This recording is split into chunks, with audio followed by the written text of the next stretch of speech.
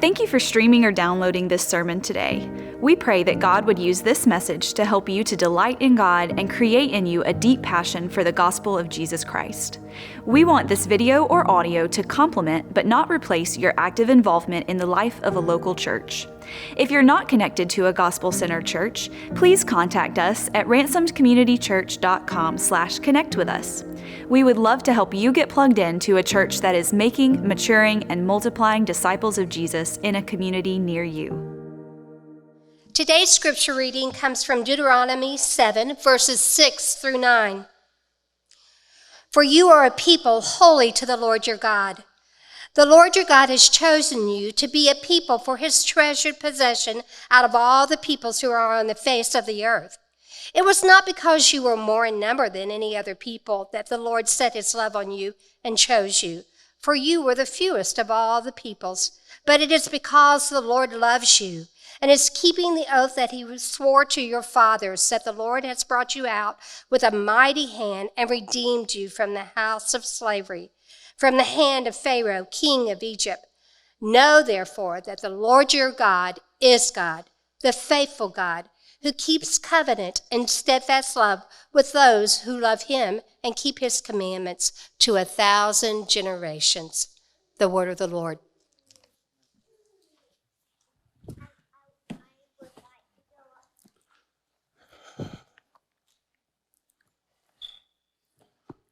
Amen.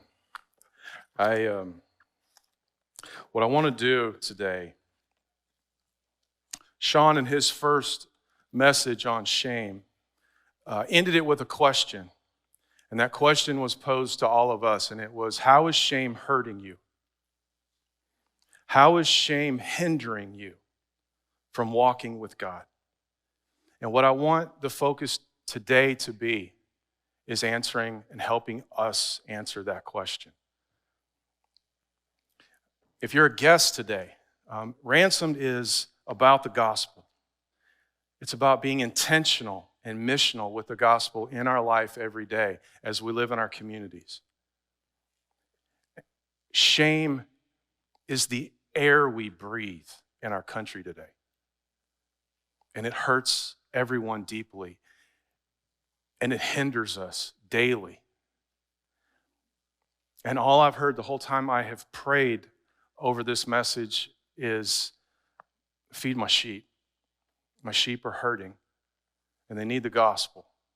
And that is the direction of our church. That is the call of our church. That is the call of every one of us. So I pose the question again, is how is shame hurting us, and how is it hindering us from living this life? I'm going to put 3 points up. Number one, shame, it creates an identity crisis. And then shame changes our understanding of love. And then shame confuses what is to be known about God. Let's pray. Lord, help us. There are those in this room that are battling this, that need to be healed, they're broken and they need you. And Lord, I just beg you that the words today are yours and you get me out of the way so that I don't do anything to hinder what you seek to do to your sheep. Lord, I love you and I thank you for the moment that you've given me to speak about how great you are. In your name, amen. When we view the circumstances of our life through a lens of shame, it will pollute how you view your circumstances. It'll pollute how you see God, who is always at work in your circumstances, drawing you to himself. Let me say that again. When shame gets into your life, looking through the circumstances of your life through the lens of shame, you will not be able to see the God of heaven who is at work in those circumstances, drawing you to himself. In Deuteronomy 7,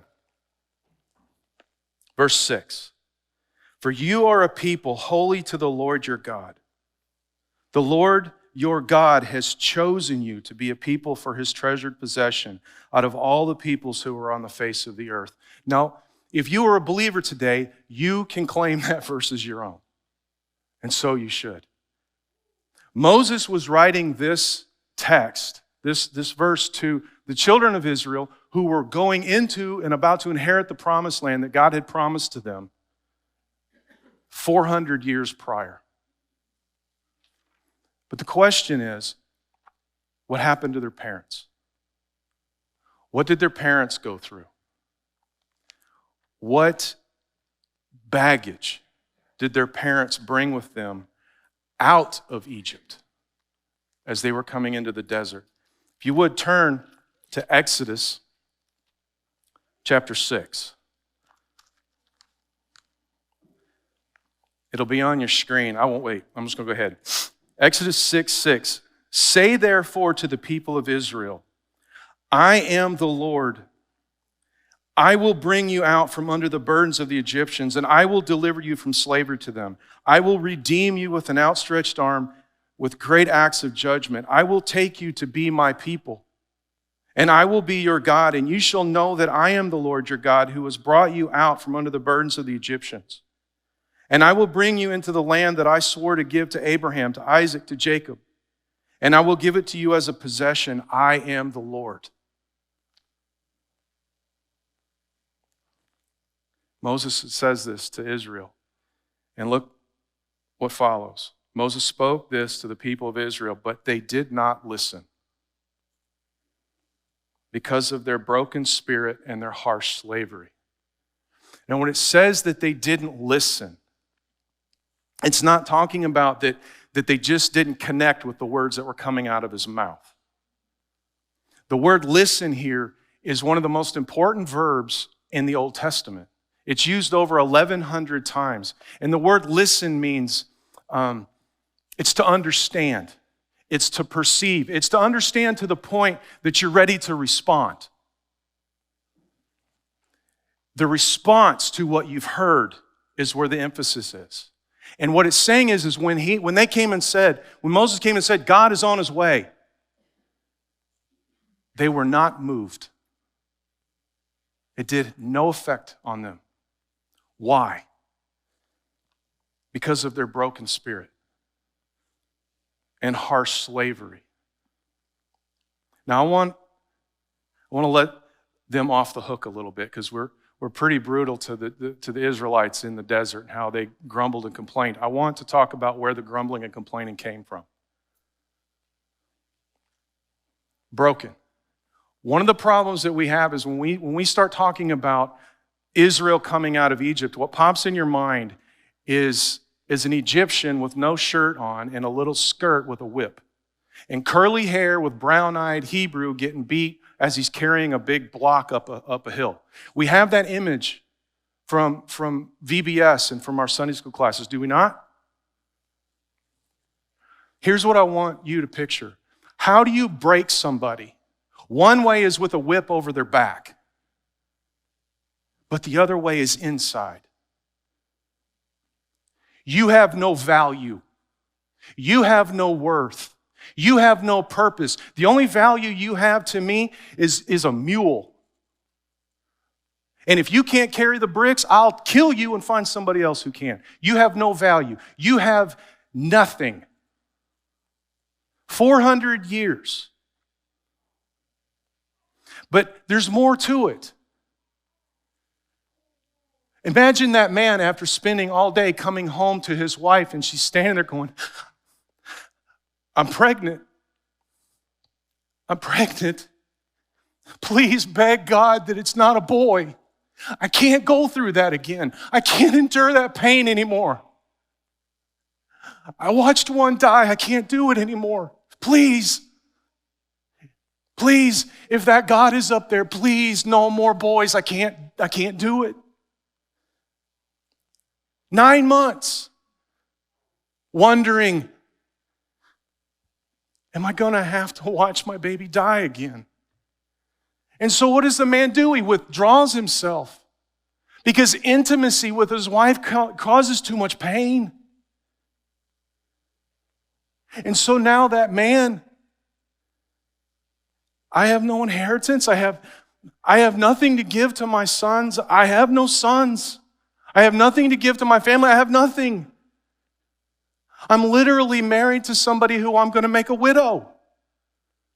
And all we have are daughters. We have nothing. And Pharaoh is going, I'm going to exterminate you. And behind it all is Satan saying, I will find a way to stop that line that's coming. I'll figure out a way. Every male, every boy is going to die. 400 years. And you say, well, how does that apply to me today? Every time you open up your phone, every time you turn on the news, every time you look, there's always somebody better. There's always somebody smarter. There's always somebody with more talent. There's always somebody prettier. There's always somebody who's thinner. There's always somebody who has more money. You see every day the life that you'll never have. You have no hope. That's fed into us every day. You turn on the news, all you see, no hope. Death and taxes, that's it. And what happens is,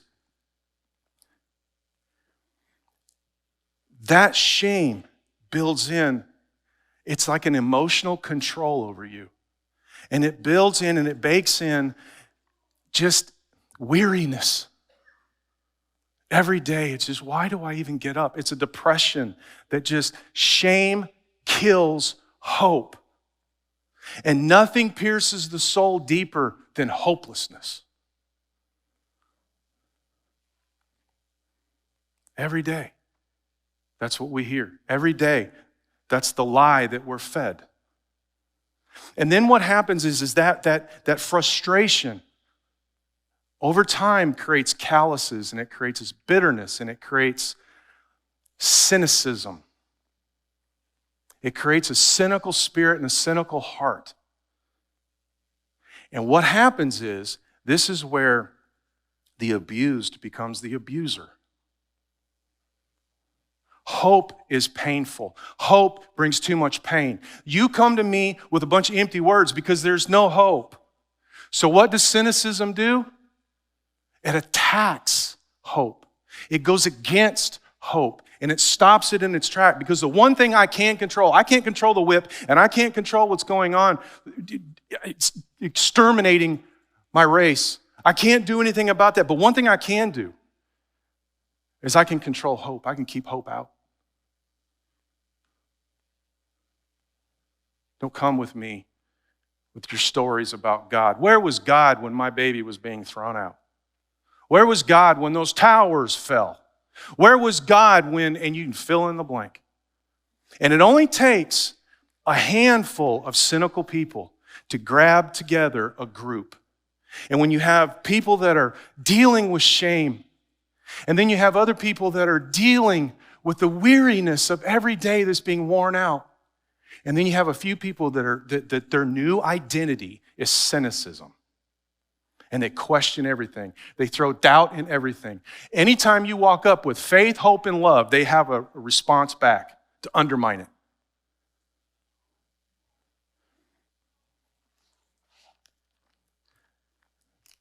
But here's what they could not see because of shame. Here's the circumstance that was happening that they could not see because of their shame. Exodus 2. Exodus 2, beginning in verse 23. During those many days, the king of Egypt died. And the people of Israel groaned because of their slavery and cried out for help. Their cry for rescue from slavery came up to God, and God heard their groaning. God remembered his covenant with Abraham, Isaac, and Jacob. God saw the people of Israel, and God knew. Do you want to know that word heard? It's the same word as they did not listen. Listen, heard. It's the same verb.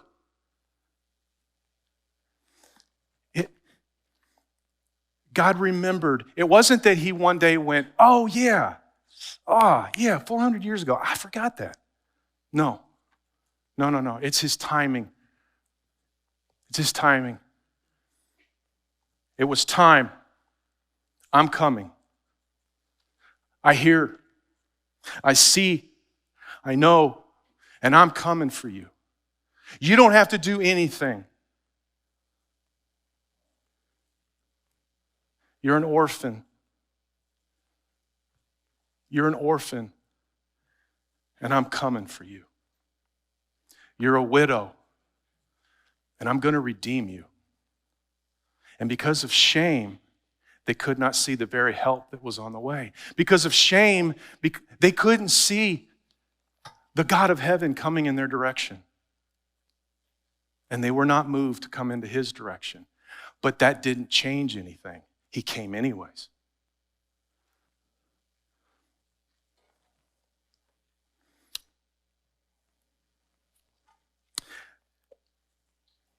This is the context.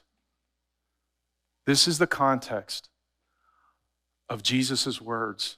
Come to me, all who are weary and heavy laden, and I will give you rest. Take my yoke upon you and learn from me, for I am gentle and lowly at heart, and you will find rest for your souls. I'm coming to you because you don't know to come to me. Now you come to me. I know you're weary. I know you're depressed. I know you think you have no value and no purpose, but let me tell you, I love you. I'm coming for you. Come to me, and you will find rest for your souls.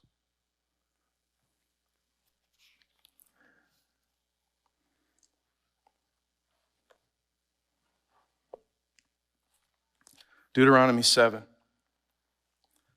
verse 7. It was not because you are more in number than any other people that the Lord set his love on you and chose you, for you were the fewest of all peoples. But it's because the Lord loves you and is keeping the oath that he swore to your fathers, that the Lord has brought you out with a mighty hand and redeemed you from the house of slavery, from the hand of Pharaoh, king of Egypt. Shame changes our understanding of love. The way love is defined today, and I looked this up to make sure I got it right. Today, the definition of love is an intense feeling of deep affection, a great interest and pleasure in something. I understand love by the intense feeling that it brings up, by my deep affection, or an interest that it's just all-consuming and I find pleasure in. That's not how love is defined in Deuteronomy. When it says that he set his love on you, here's what Deuteronomy's definition of love means. To be attached to be bound together, joining together or holding fast. It's a covenant. It's a marriage. It's a commitment. You see? He said, I am going to pitch my tent with you. And I'm drawing you out into a wilderness, and I'm going to pitch my tent with you. And I'm going to be with you. I'm going to bind myself to you. I'm going to join myself to you. It's a relationship. Look at, this will be on your screen, Isaiah 38. I so appreciated what Emily said just a minute ago. It ties right into this. Isaiah 38, verse 17. Behold, it was for my welfare that I had great bitterness, but in love you have delivered my life from the pit of destruction. For you have cast all my sins behind your back. For Sheol does not thank you. Death does not praise you. Those who go down to the pit do not hope for your faithfulness. The living he thanks you, as do I this day. These are the words of Hezekiah, who got a little too big for his britches. He got comfortable. Everything was going well. Pride. Make it short, God sent him an illness that was life-ending. And he goes to Isaiah and he begs for him to pray for him. He repents, and God extends his life. And then these words, it was for my welfare that I had great bitterness. In love, you delivered my life. His view of his circumstances here was, this was painful. I'm about to die. But it was you loving me that pointed out where my problem was. It was you loving me that allowed that to come in to get my attention. C.S. Lewis says, God whispers in our pleasures. He speaks in our conscience, and he shouts in our pain. That pain is God's megaphone to a deaf world. And when I read that, it wasn't in a C.S. Lewis book. It was Elizabeth Elliot, wife of Jim Elliot, who was killed, and she went in and finished the work that martyred her husband. This was her quote in her book, Suffering is Never for Nothing. Shame, well, let's finish our definitions. In the New Testament, the way this love is defined, agape. Agape love is a parental love. It's doing for the person that you love what they need, even though they don't know they need it. That you set yourself aside and you do what they need. That's agape. Agapao is the next one. Agapao is a direction of your will back. It is I see, and I'm going to direct my will. It's a devotion back to the one loving. And then the next one is called phileo. Phileo is kind of like the charity brother, just a common love. And then the next one is called eros. Eros is more, they're erotic, but I don't want to go there. It's more the sensual as far as your feelings, how the world today defines love. Your senses, what brings you joy, what brings you pleasure. And any time in the Bible when it talks about God and his love, it's always coming from agape. For God so loved the world that he gave. God demonstrated his love for us in that while we were yet sinners, he died. And you see it in the Old Testament. It's the same thing. I see you. You don't see me. I'm coming to you. That's agape. And then what he asks for us is, now when you see who I am, now when you see what I've done, now direct your will back to me. Love me back. You see? But what happens in the heart and the mind of somebody who is battling shame that has led to depression, that has led even on to an identity of cynicism, is not only has your identity changed, but now you've changed God's identity. How do you think somebody who was in that type of pain, we can all speak to this, how do we now understand love? We want relief. We want comfort. We want sympathy. We want to be the focus of love. And that's what drives a lot of the cynicism that you hear out there. If your God is like that, that ain't love. According to who? The way the Bible defines love, or the way you are now defining love? Because if you are the one that says, I want it directed at me, I want relief, I want pleasure, I want sympathy, what you're doing is you're creating God into a genie who exists only to bring you comfort. And now you can't see. Now you're blind and you can't see how God is coming to you. Now you sound like they did when they come out into the desert. When he says, I'm going to bring you out into a desert, and you go, it's hot, it's cold, I'm hungry. Where's the food? How am I going to grow any food? Why did you bring me out here in this desert? To kill me? At least back there in Egypt, I had food on my table. I had a roof over my head. I had meat in the pots and melons on my table.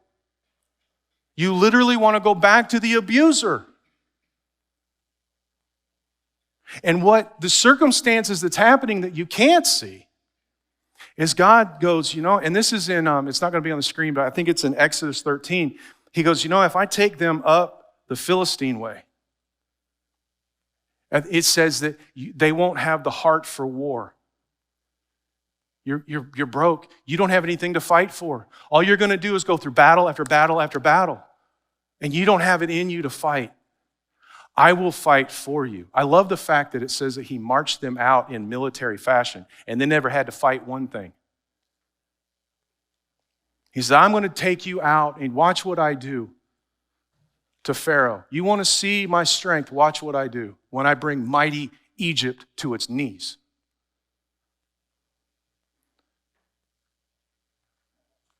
Then I'm going to bring you out. There's a side of God that they hadn't seen yet. I'm going to bring you out into a desert. And I know you don't understand the circumstances. I know you don't understand what's happening. But I'm going to turn the bitter to sweet. I'm going to feed you. You're going to see my faithfulness as I provide for you, as I walk with you, as I guide you by day and by night, as I pitch my tent with you and I draw you to myself. You're going to see my agape. I'm the father of the fatherless, and you were orphaned, and I am bringing to you myself. You were a widow, and I am bringing you to be my bride. That's what was going on in those circumstances. But because they were inward, looking for relief, and because cynicism had set in, and because the depression took over, they were blind to the circumstances that God was working in and around them to draw them to himself. You can't define love by how you want to receive it.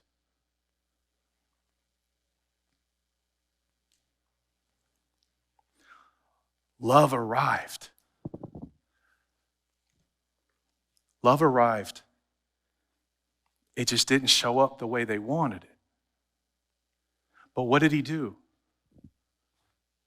He loved them anyways. For 40 years, he loved them.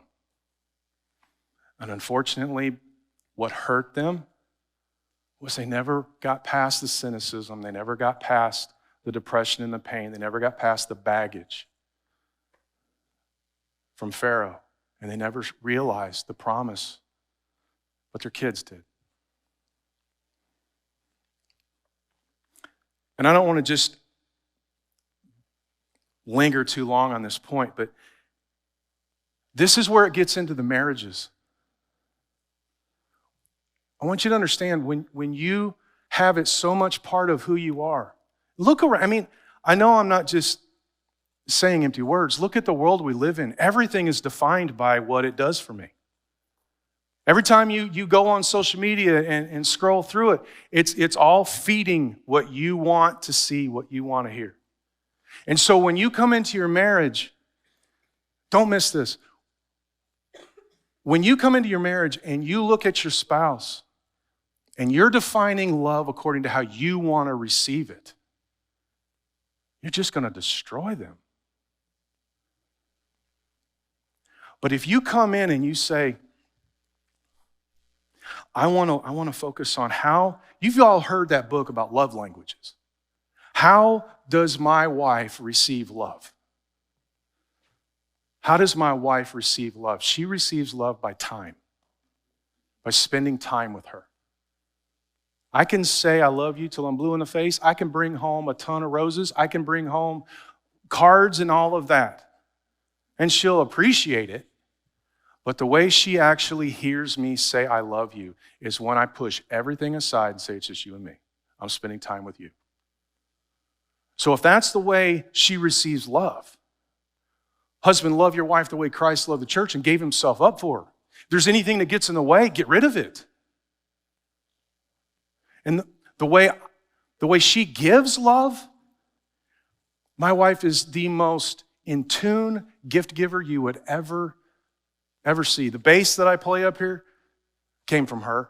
Everything that I have that I cherish came from her. And it wasn't like I said, can you buy me this for Christmas? No, she saw me looking at it, and I didn't even know she was watching. She saw me looking at it, and one day I came home and it was there. And I remember early on in our marriage when she would do something that she bought me it was a leather jacket. I mean, it was nice and it was expensive, and we didn't have any money. And I was the idiot that went, man, we don't have the money for this. What are you doing? Why did you spend the money on this jacket? Don't you know we got bills? I mean, I was the parent when the child walked in and said, here's a flower that chewed him out for destroying my garden. My wife came in and she was saying, I love you. And I said, I don't want to hear it.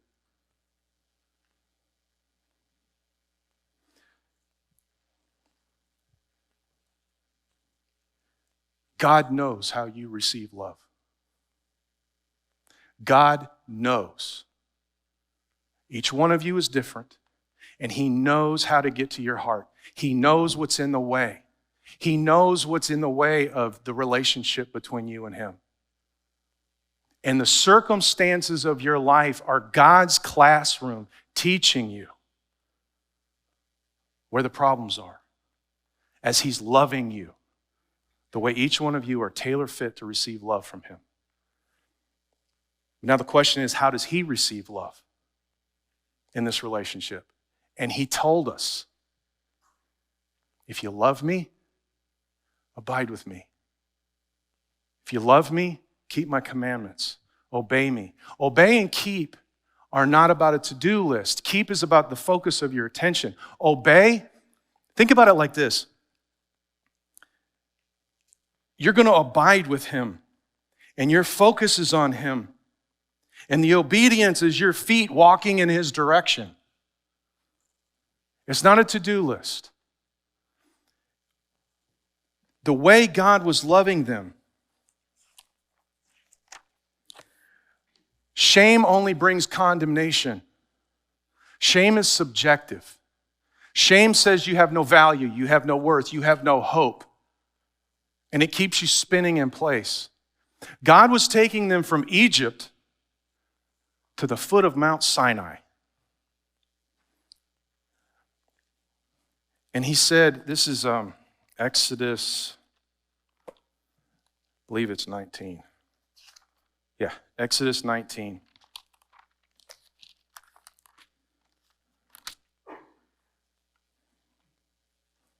While Moses went up to God, the Lord called to him out of the mountain, saying, thus you shall say to the house of Jacob, and tell the people of Israel, you yourselves have seen what I did to the Egyptians, how I bore you on eagle's wings and brought you to myself. Now therefore, if you will indeed obey my voice and keep my covenant, you shall be my treasured possession among all the peoples, for all the earth is mine. And you shall be to me a kingdom of priests and a holy nation. These are the words that you shall speak to the people of Israel. A lot of people get confused about the ifs and the shall be's. It's real simple. I'm coming to love you. Are you going to love me back? I am moving in your direction. Are you going to move in mine? Agape, agapao, back and forth. I am devoting myself to you. I am pitching my tent with you. Are you going to dwell with me? Are you going to abide with me? And it's not works. It's not the law as it is coming next in the next chapter. Think of it as like the definition of the relationship. This is where the jealousy of God exists. I'm coming to you. You come to me. Love me with all your heart, soul, mind, and strength. Don't try to make an image of me. I'll take care of that. Don't treat my name as common. I'm not. I am not like anything else. Love me. And then from there, honor your father and mother. From that love, from that source, everything else flows. Do you ever notice when Jesus said, if you love father, mother more than me, you're not worthy of me? The word love that is used there is phileo. If you take what's common, if you take what's supposed to be the overflow of our relationship and you put it above, you don't get it. There is no love like the love that he gives. And then we respond back. And then from that, everything else flows. And that's what John Piper's talking about when he talks about Christian hedonism. The greatest joy and pleasure that you could ever experience comes from that love of him, comes from that relationship, comes from that core. And then everything else flows out of that. And what's happened in the world today, I gotta be careful. I saw a bumper sticker the other day that said, love is love. No, it's not. That's a lie. And that is the main thing. Don't go chasing all the other nonsense. The main thing is they're redefining love. It's a bunch of cynical, shame-filled people coming from a heart that says, where is your God? And they've now defined love according to how they want to receive it, according to how your feelings are. And they've totally moved the love of God off the page. They've totally moved who he is off the page. They've totally moved and blinded you from realizing the relationship you could have with him. And they've made it common. No, it's not. Love is not love. There is no greater love than what is seen in the pages of this book. There is no greater love that's ever been spoken than what this book speaks.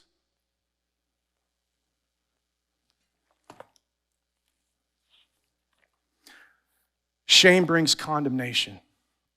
God brings conviction.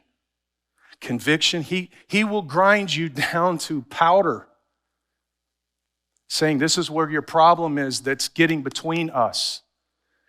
But then he says, here's how you fix it. Here's where hope is. Here's where restoration is. Here's where I will bring you back into a relationship with me. Here's how you can fix it. Condemnation, shame, there's no hope.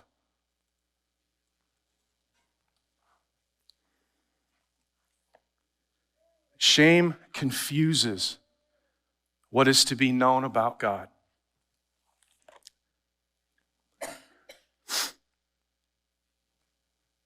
Know therefore, this is verse 9 of our text in Deuteronomy 7.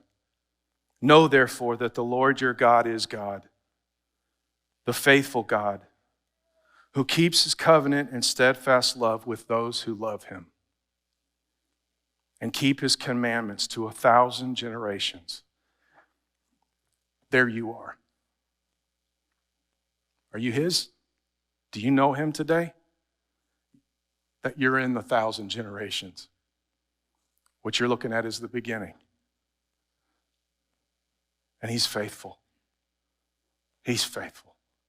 His love never diminishes at all. Known means to perceive. It means to understand. It means to manifest. It means to uncover, to become acquainted with, to make oneself knowable. Isaiah 65, I think it's going to be up there. Isaiah 65. I was ready to be sought by those who did not ask for me. I was ready to be found by those who did not seek me. I said, here I am to a nation that was not called by my name. I spread out my hands all day to a rebellious people who walk in a way that is not good, following their own devices. To know about him is not to know him. And we spend a whole lot of time learning about him. We spend a whole lot of time, and I'm not, we spend a whole lot of time getting the definitions right on a piece of paper. We spend a whole lot of time memorizing, a whole lot of time, and those definitions are good, and we need to have the right ones. But those are a means to an end. The Bible study and prayer is a means to an end. It's part of a relationship. When you open this book, you need to be connecting to the one who wrote it. You see, Moses, what did he say in Exodus 33? Let me know your ways, that I might know you. Let me see you. When you open up the first 5 books, think about it as Moses' journal, getting the answer to the question of, how do you show me your ways, God, that I might know you?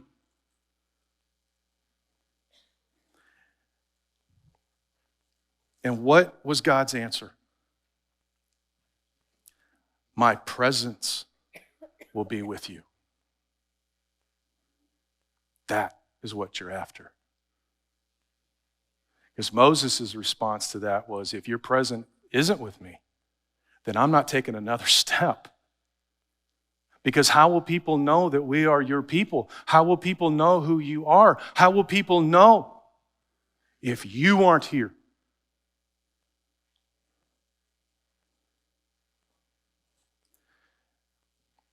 And there's a whole lot more smarter people out there than me when it comes to this kind of stuff. But, you know, in Revelation, when it talks about you've lost your first love. You know, you dot all the I's, you cross all the T's. You argue well, you debate well, you speak well.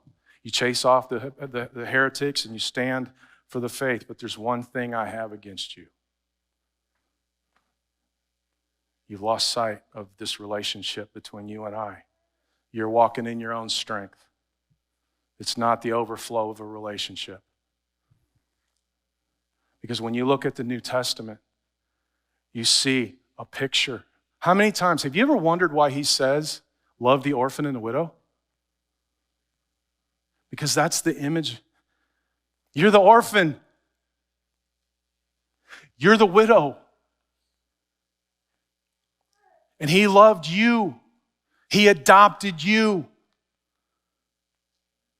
If you understand that, it kills shame in its tracks.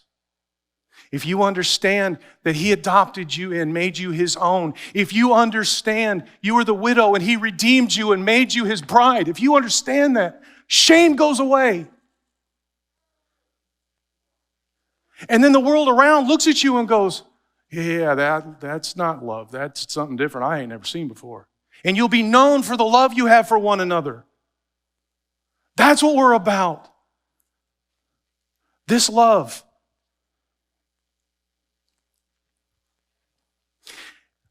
Moses said, when God showed up at the burning bush, who do I say that you are? And you remember what God said, I am who I am. There's so much there. I am who I am. I was who I was. I am who I am. I will be who I will be. I am forever present with you.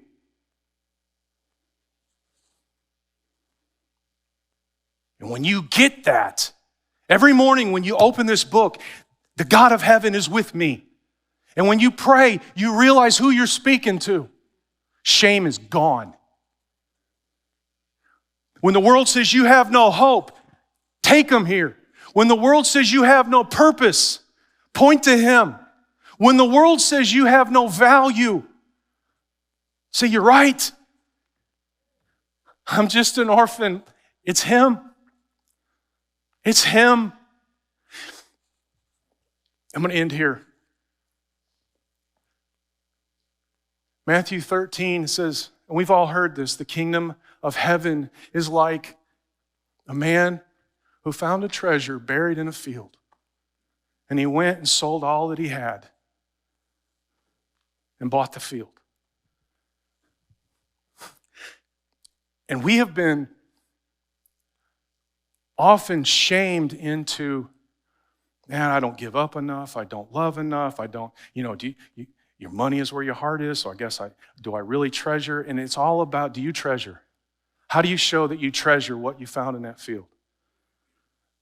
Well, when you see This won't be on the screen. When you see parables in the Old Testament, or in the New Testament, when you see parables in the New Testament, often what happens is an imagery from the Old Testament is what comes to mind. So in the Old Testament, where do you hear a story of something in a field and a man walking up to what he finds in a field? Ezekiel 16. Thus says the Lord God to Jerusalem, your origin and your birth are the land of the Canaanites. Your father was an Amorite, your mother a Hittite. And as for your birth, on the day you were born, your cord was not cut, nor were you washed with water to cleanse you, nor rubbed with salt, nor wrapped in swaddling clothes. No eye pitied you to do any of these things to you out of compassion for you, but you were cast out in an open field. For you were abhorred on the day you were born. And when I passed by you and saw you wallowing in your blood, I said to you, in your blood, live. Live. I made you flourish like a plant of the field, and you grew up and became tall and arrived at full adornment. Your breasts were formed, your hair had grown. You were naked and bare. When I passed by you again and saw you, behold, you were at the age of love. I spread the corner of my garment over you, and I covered your nakedness. I made my vow to you and entered into a covenant with you, declares the Lord, and you became mine.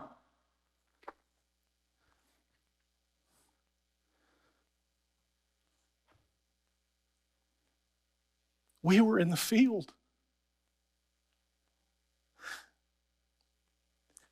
That was agape.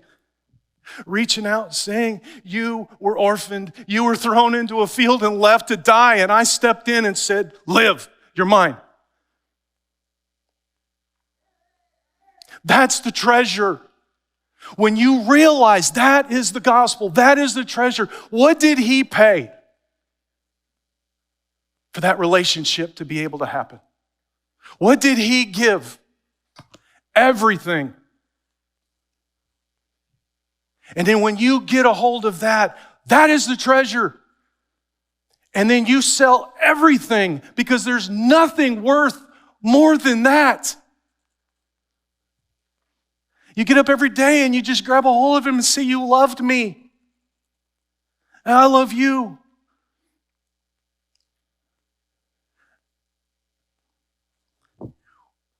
When shame enters into your life, you take it by the hand and you introduce it to the God of Abraham, Isaac, and Jacob. And watch it run. Hold on to him. When the world says you have no value, when the world says you had no hope, when you open up that book and say, I'm not smart enough, I don't understand this. He says, walk with me. Walk with me. Look at me, and I will, through the circumstances of your life, through the pain in your life, I will guide you and I will lead you and I will draw close to you and I will bring you close to me because I know you can't do it. So stop trying. Just show up and love me as I love you. And this is where we lead to communion. If you don't know him, when you hold this bread in your hand, you have nothing to remember. When you hold that bread in your hand, we are remembering what he paid for this relationship. We are remembering what he gave for this relationship. We are directing our agapao, our love, back to him as a church family. So if you're family, I welcome you to this table. If you do not know him, if you are in this room today, here's what I want you to hear. I love you. I am here for you. I gave my son so that this relationship can be intimate between you and me. Walk with me. Get to know me, worship me, love me. If you do not know Christ, if you do not know God through his Son, Jesus Christ, come to him today. Do not listen to the cynicism of the world. Do not listen to shame telling you you're worthless, because you're not. The worth is in him. The love is in him. Reach out and grab a hold of it. Let's pray. Lord, I thank you. Thank you for loving. Thank you for making yourself knowable. We love because you first loved us. You did not leave us as orphans. You did not leave us as widows. You came.